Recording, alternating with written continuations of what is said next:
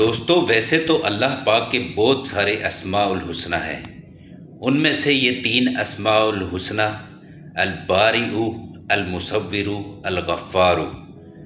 سب سے پہلے تو توبہ کس طرح کی جاتی ہے اور اولاد نرینہ جس کو چاہیے یا جو کوئی چیز نہیں ہے انسان کے پاس وہ اپنے رب سے مانگے کیسے، اس کے لیے میں آج کا وظیفہ لے کر آیا ہوں۔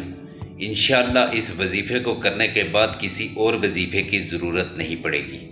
چلیں جلدی سے اس ویڈیو کو شروع کرتے ہیں اور ساتھ میں دیکھتے ہیں۔ یا باری، اے جان ڈالنے والے، اگر بانجھ عورت 7 روز روزے رکھے اور پانی سے افطار کرنے کے بعد 21 مرتبہ الباری المصور پڑھے تو انشاءاللہ اسے اولاد نرینہ نصیب ہو۔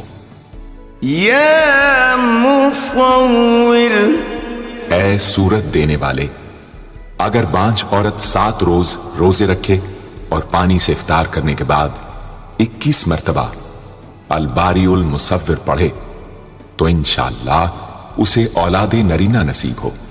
یا غفار،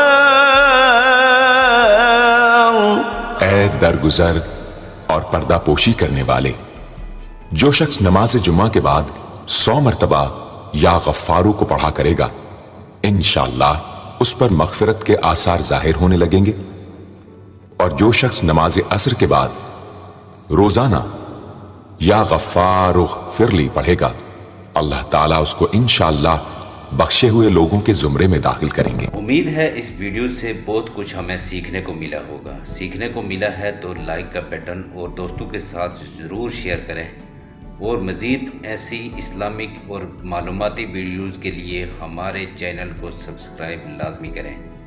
شکریہ، جزاک اللہ، اللہ حافظ، فی امان اللہ۔